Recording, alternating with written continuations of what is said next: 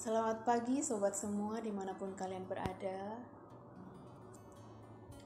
Saya di sini akan menjelaskan terkait mata pelajaran PKN. Namun sebelum itu saya akan memperkenalkan diri terlebih dahulu.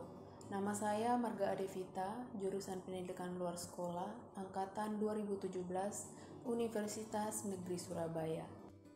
Pada kesempatan kali ini, saya akan membahas tentang pelaksanaan demokrasi.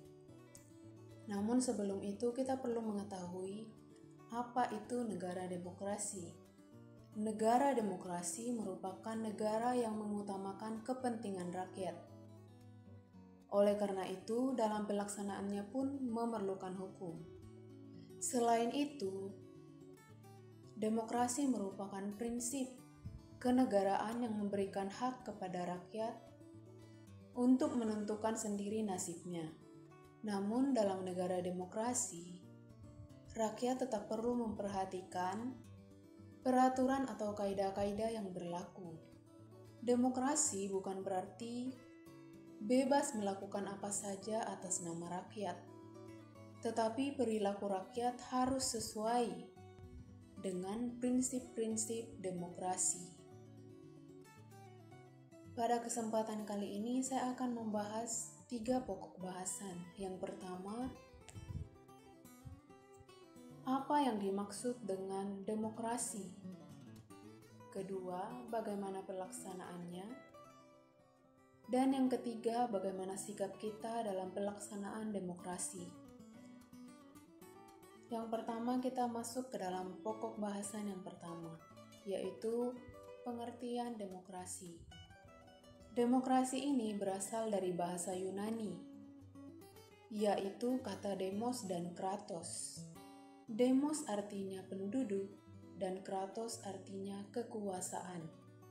Oleh karena itu, demokrasi dapat diartikan bahwa kekuasaan ada di tangan rakyat. Dalam sistem demokrasi ini, rakyat adalah yang paling berkuasa dan yang paling berdaulat.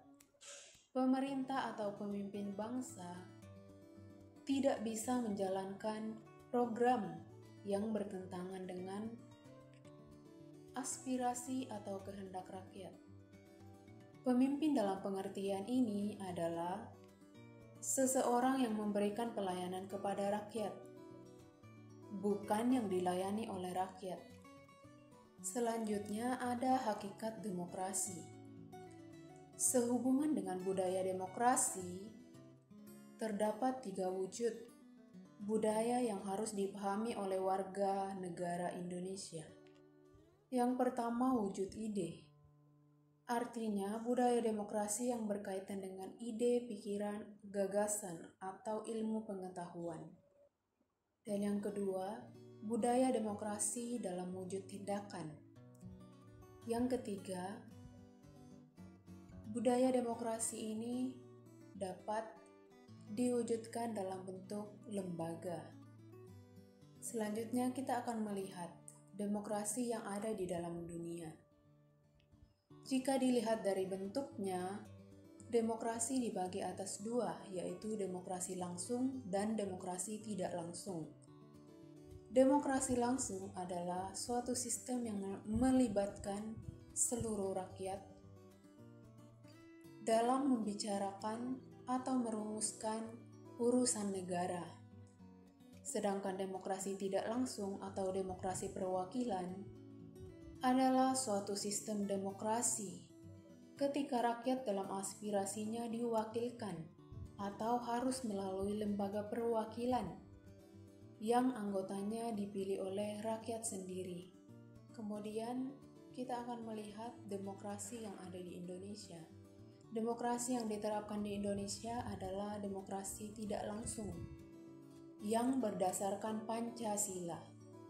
Nah, esensi atau inti demokrasi yang dimuat dalam Pancasila dapat ditemukan dalam sila keempat, yakni kerakyatan yang dipimpin oleh hikmat kebijaksanaan dalam permusyawaratan perwakilan. Kemudian ada beberapa prinsip-prinsip yang harus diterapkan untuk pelaksanaan demokrasi yang sesungguhnya.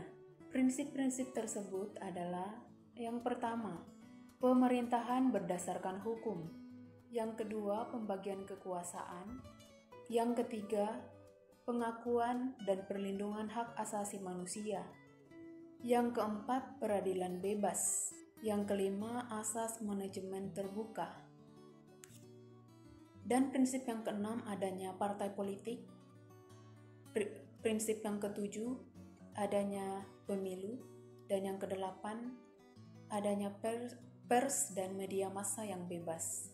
Dalam perjalanan pelaksanaan demokrasi di setiap negara, tentunya banyak yang sering berubah-ubah, seperti di Indonesia. Nah, berikut saya akan membahas terkait sistem pemerintahan demokrasi yang ada di Indonesia. Yang pertama, demokrasi liberal. Yang kedua, demokrasi masa Orde Lama. Yang ketiga, demokrasi masa Orde Baru. Dan yang keempat, era reformasi. Selanjutnya, bagaimana sikap positif terhadap pelaksanaan demokrasi di dalam berbagai kehidupan. Yang pertama, menjamin pelaksanaan hak asasi manusia. Yang kedua, supremasi hukum. Yang ketiga, pemerintahan terbuka. Dan yang keempat, kebebasan pers. Yang kelima, pembagian kekuasaan negara dan mekanisme. Yang keenam, supremasi sipil terhadap militer. Yang ketujuh, prinsip kesukarelaan. Yang kedelapan, pemerintahan berdasarkan persetujuan dari yang diperintah. Yang kesembilan, penegakan keadilan. Penerapan budaya demokrasi ini dapat diterapkan secara konkret di dalam keluarga, di sekolah, atau di dalam kehidupan masyarakat.